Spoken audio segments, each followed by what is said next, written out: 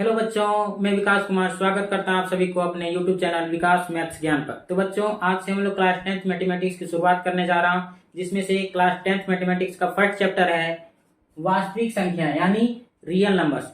वास्तविक संख्याओं के बारे में जानकारी हम लोग क्लास 6 से ही मिलना प्रारंभ होंगे, जिसमें से क्लास 6 में हमने पढ़ा था पूर्ण संख्या क्या होती है, क्लास 7 में पढ़ा था पूर्णांक संख्याएं क्या होती है, क्लास 8 में पढ़ा था परिमेय संख्याओं के बारे में, क्लास 9 में हम लोगों ने संख्या पद्धति के बारे में पढ़ा था और उसमें जाने थे कि प्राकृत संख्या, पूर्ण संख्या, पूर्णांक संख्या, परिमेय संख्या, अपरिमेय संख्या तथा वास्तविक संख्याओं के बारे में जाना था। अब हम लोग क्लास 10th जिसका फर्स्ट चैप्टर है वास्तविक संख्या, और उसमें से भी फर्स्ट टॉपिक है यूक्लिड विभाजन प्रमेय। यूक्लिड विभाजन प्रमेय को समझने से पहले हम लोग जो भी संख्या क्लास 9 में संख्या पद्धति के बारे में पढ़ा था उसका कुछ रिवीजन करवा लेना चाहता हूं, क्योंकि इन संख्याओं का प्रयोग हम आगे करेंगे। तो देर न करते हुए चलिए इन संख्याओं के बारे में हम लोग जानना प्रारंभ करते हैं। तो सबसे पहला संख्या है प्राकृत संख्याएं। आखिर ये प्राकृत संख्या होता क्या है?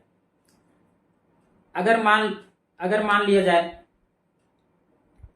हम पूछें कि हमारे हाथ में भी कितने मार्कर हैं, तो अब कितने बताएंगे? अब गिन के बता सकते हैं इस तरह से, 1 2, कितने मार्कर हुए? 2। अगर पूछेंगे कि आपके अगल बगल कितने पेड़ है, तो आप किस प्रकार से बता सकते हैं? आप गिन के बता सकते हैं, 1 2 3 4 5, इस प्रकार से बता सकते हैं कितने पेड़ हैं। यानी जिन संख्याओं का प्रयोग हम किसी प्रकृति के चीजों को गिनने के लिए प्रयोग करते हैं उसे प्राकृतिक संख्याएं बोलते हैं। यानी हम बोल सकते हैं 1 2 3 4 5, इसी प्रकार से आगे अनंत तक। यानी जिन संख्याओं का प्रारंभ 1 से होती है उसे प्राकृत संख्याएं कहते हैं। आगे अगर पूछेंगे कि हमारे हाथ में अभी कितने मार्कर, तो अब क्या बताएंगे कि आपके हाथ में कुछ नहीं है। यानी कुछ नहीं की भाषा में, गणित की भाषा में शून्य कहते हैं। यानी जिन संख्याओं का प्रारंभ शून्य से होती है, यानी 0 1 2 3 4 से लेकर अनंत तक। यानी जिन संख्याओं का प्रारंभ 0 से होती है उसे पूर्ण संख्याएं कहते हैं। आगे आता है पूर्णांक संख्या। अगर पूछेंगे, जैसे मान लेते हैं अभी गर्मी के दिनों में कितने तापमान हो सकते हैं हमारे आसपास? 34 डिग्री 35 डिग्री। अगर भारत के जम्मू कश्मीर में चले जाए ठंडे के दिन में, तो वहां पे कितने तापमान होते हैं? 0 डिग्री, 5 डिग्री, -2 डिग्री, -5 डिग्री, इस तरह से होते हैं। यानी हमको इस तरह के तापमान को दर्शाने के लिए हमको नेगेटिव नंबर का भी जरूरत पड़ा।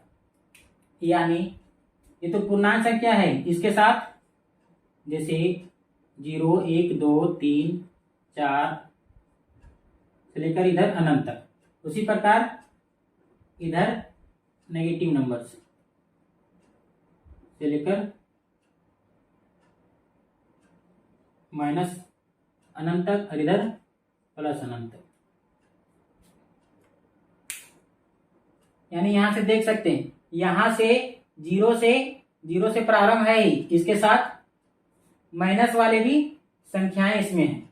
यानी धनात्मक संख्याएं भी है और ऋणात्मक संख्या। 0 में कोई साइन नहीं लगा, इसका मतलब क्या है? 0 ना ही धनात्मक है ना ही ऋणात्मक है। अगला संख्या आता है परिमेय संख्या और अपरिमेय संख्या। आपने 9th क्लास में पढ़ा होगा, जिन संख्याओं को हम P/Q के रूप में लिख सकते हैं उसे परिमेय संख्या कहते हैं, और जिन संख्याओं को हम P/Q के रूप में नहीं लिख सकते उसे अपरिमेय संख्या कहते हैं। जहां P तथा Q दोनों क्या होना चाहिए? पूर्णांक संख्याएं। यानी P भी पूर्णांक होना चाहिए और Q भी पूर्णांक होना चाहिए। और इसके अलावा Q 0 के बराबर नहीं होना चाहिए।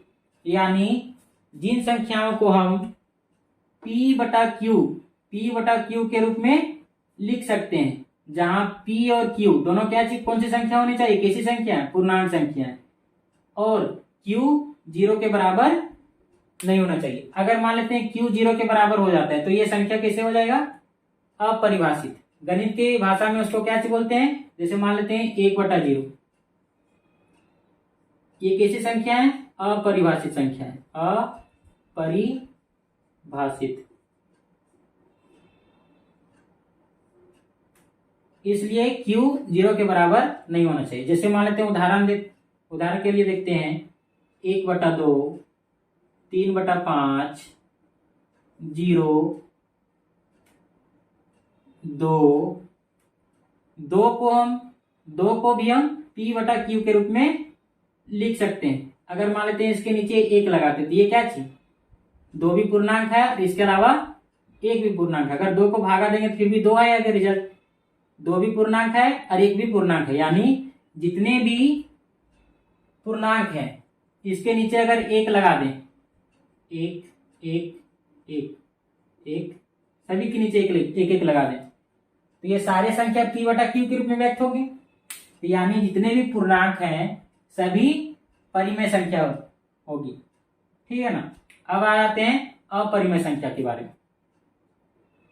इसमें और भी एग्जाम्पल लिख सकते हैं, ऋणात्मक संख्या में भी 2/3, -2/3, -5/8 से लेकर पूरा अनंत तक।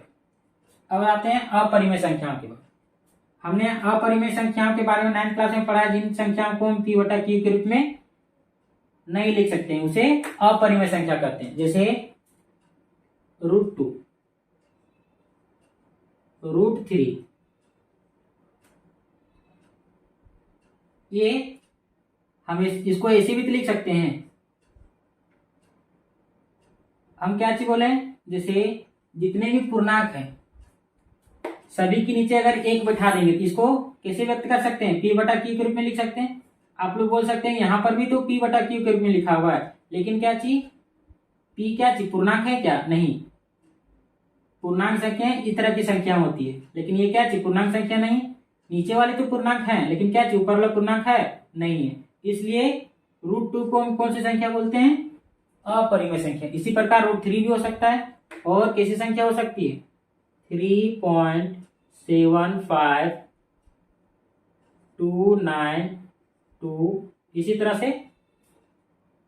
ऐसी संख्या जो ना ही रिपीट करेगा ना ही कभी खत्म होगा, इस तरह वाली संख्या को क्या चीज बोलते हैं, अपरिमेय संख्या। और भी हो सकता है पाई, पाई भी क्या चीज है, एक अपरिमेय संख्या। इसका वैल्यू 22/7 के बराबर नहीं होता है। क्या चीज होता है, इसका वैल्यू 22/7 के लगभग बराबर होता है, ना कि 22/7 के बराबर। अपने सुविधा के लिए हम पाई का वैल्यू 22/7 ले लेते हैं। अब आता है वास्तविक संख्या। वास्तविक संख्या ऐसी संख्या होती है, जो भी संख्या ले ले, सभी संख्या क्या चाहिए, वास्तविक संख्या। 0 ले ले, नेगेटिव संख्या ले ले, परिमेय संख्या ले लो, अपरिमेय संख्या ले लो, सभी संख्याएं क्या चाहिए, वास्तविक संख्याएं। अब अगला टॉपिक आ जाता है यूक्लिड विभाजन प्रमेय। यूक्लिड विभाजन प्रमेय एक ऐसा टॉपिक है जिसे बच्चों को समझने में थोड़ी मुश्किल होते हैं। तो यूक्लिड विभाजन प्रमेय को समझने से पहले कुछ उदाहरण लेते हैं, जो इस प्रकार से। यहाँ पे आप सभी को कुछ नंबर दिख रहे होंगे जो भागा के रूप में लिखे हैं। तो चलिए सबसे पहले इन संख्याओं को भागा देकर देखते हैं। ये सब आप सब भागा बचपन में सीख चुके हैं। सबसे पहले क्या चीज करते हैं, इस 25 यानी 25 को भागा देना है 7 से। कितने बार में जाएगा, 7 या 21, शेषफल कितना बचेगा, 4। इस संख्या को भागा देते हैं 6 से, यानी 6 या 18, शेषफल कितने बचेंगे, 5। इस 16 को भागा देते हैं 4 से, यानी 4 का टेबल में 4 बार में जाएगा, यानी 16 को 4 से भागा देने पर 4 बार में 16 आया, कुछ बचेगा शेषफल 0। इसमें थोड़ा दिक्कत है, हम यहाँ पे जितने भी भागा दिए, यहाँ पे बीच वाली संख्या सभी इधर वाली संख्या से बड़ी थी, लेकिन यहाँ पे क्या चाहिए, बीच वाली संख्या है वो बाहर वाली संख्या से छोटी है, तब इसको कैसे भागा देंगे। तो इसको देखो, अगर मान लेते हैं इसको पहाड़ा के रूप में लिखेंगे, 5 का पहाड़ा 0 बार पढ़ेंगे कितना आएगा 0, फिर 5 का पहाड़ा 1 बार पढ़ेंगे कितना आएगा 5, यानी अगर 5 का पहाड़ा 0 बार पढ़ेंगे तो 0, यहाँ पे कितना होगा 0, शेषफल कितना बचेगा 3। अब ध्यान दीजिएगा, जो यहां वाली संख्या होती है इसको बोलते हैं भाजक। ये तो आप सभी जानते होंगे लगभग कोई। यहां वाली संख्या क्या चाहिए होंगे भाज्य, यहां वाली संख्या को क्या चाहिए बोलते हैं भागफल।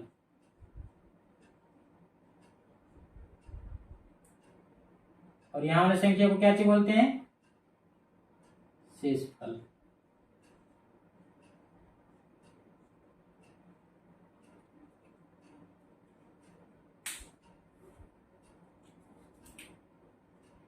भाजक को क्या चीज से डिनोट कर देते हैं बी से,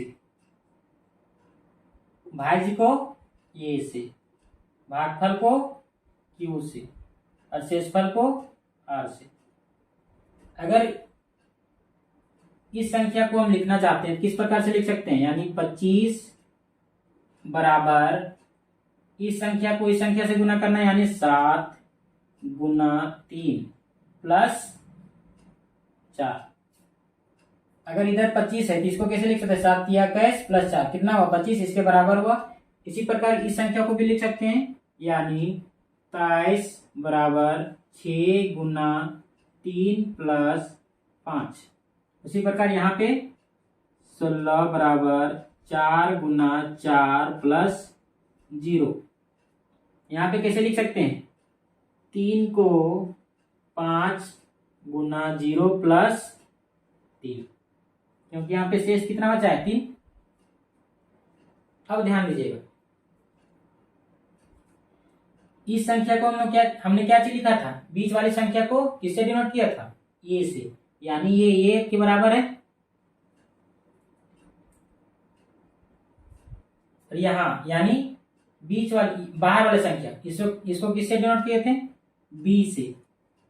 उसके बाद 3, इसमें 3 को किससे डिनोट किए थे क्यू से, प्लस ये 4 कहां से मिला था हमको, इसको किससे डिनोट किए थे आर।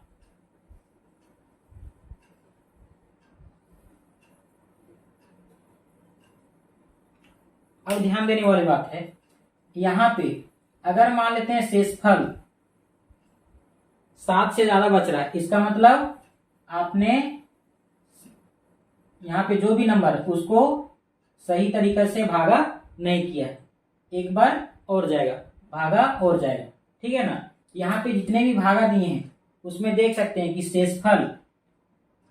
शेषफल जो भी संख्या बचा है वो हमेशा भाजक से छोटा ही। यहाँ पर देख सकते हैं, यहाँ पे शेषफल कितना है और भाजक कितना है 7, यहाँ पे शेषफल कितना है 4, शेषफल भाजक से यहाँ पर छोटा है। यहाँ पर भी देख सकते हैं, यहाँ पे शेषफल कितना है 5, यहाँ पे कितना है 6, शेषफल भाजक से यहाँ पर भी छोटा है। यहाँ पर भी देख सकते हैं, यहाँ पे 0 है, यहाँ पे 4 है, यानी शेषफल कितना है 0 और भाजक कितना है 4, यहाँ पर भी छोटा है। यहाँ पर भी देख सकते हैं, यहाँ पे शेषफल कितना है 3, यहाँ पे कितना है भाजक 5, यानी यहाँ पर भी छोटा है। यानी बोल सकते हैं जो शेषफल होगा यानी आर, शेषफल को किससे डिनोट किया थे आर से, आर हमेशा छोटा ही होगा किससे बी से। बी मतलब भाजक से हमेशा शेषफल छोटा ही रहेगा। और क्या चीज लिख सकते हैं, यहाँ पे ध्यान देने वाली बात है, यहाँ पे देखो एक बात देख सकते हैं कि ये जो शेषफल है वहां पे यहाँ पे क्या चाहिए 0 है, यहाँ पे शेषफल क्या चाहिए 0, और यहाँ पे देख सकते हैं क्या चाहिए जो भाजक है ये भागफल भी क्या चाहिए 0 है, यानी क्यू भी 0। यहाँ पे लिख सकते हैं कि आर बराबर, आर हमेशा 0 से 0 से बड़ा रहेगा या तो बराबर हो सकता है। यहाँ पे देख सकते हैं यार, यहाँ पे कितना है 4 जो कि 0 से बड़ा है, और यहाँ पे देख सकते हैं r कितना है 5 जो कि 0 से बड़ा है। लेकिन यहाँ पे क्या चाहिए, r 0 के बराबर है, ठीक है ना। तो r या तो 0 से बड़ा होगा या तो 0 के बराबर। इन्हीं दोनों को हम इस तरह से लिख सकते हैं, ध्यान दीजिएगा थोड़ा।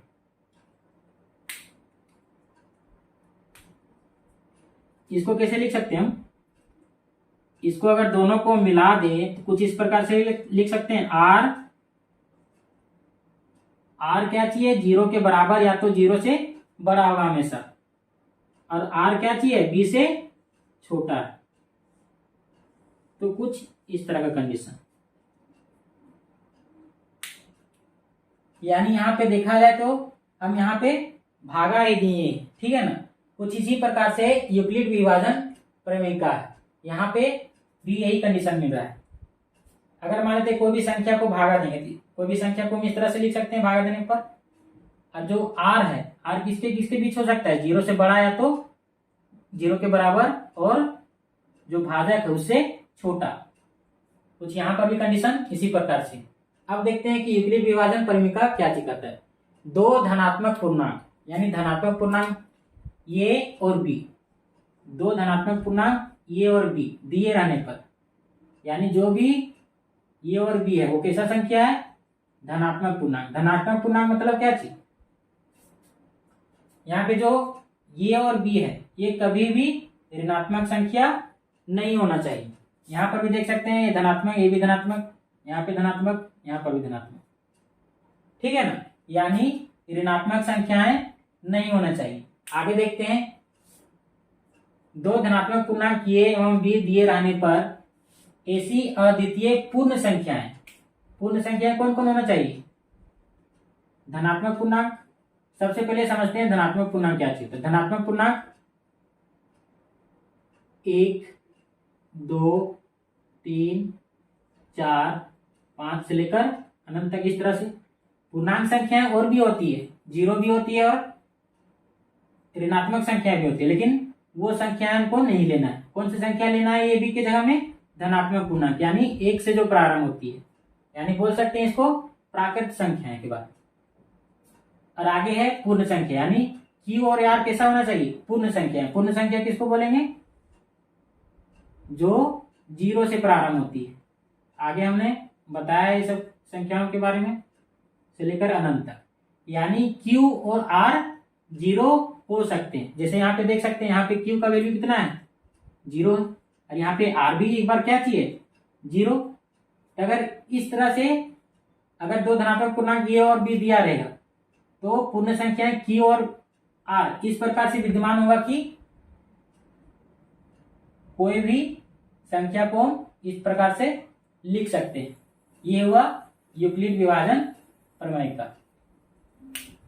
तो दोस्तों, अगर वीडियो अच्छा लगा होगा तो शेयर कीजिएगा, लाइक कीजिएगा, और अगर चैनल में नए होंगे तो चैनल को सब्सक्राइब भी कर लीजिएगा, ताकि आगे आने वाले जो भी वीडियो रहेगी उसका अपडेट तुरंत आपको मिलेगा। धन्यवाद।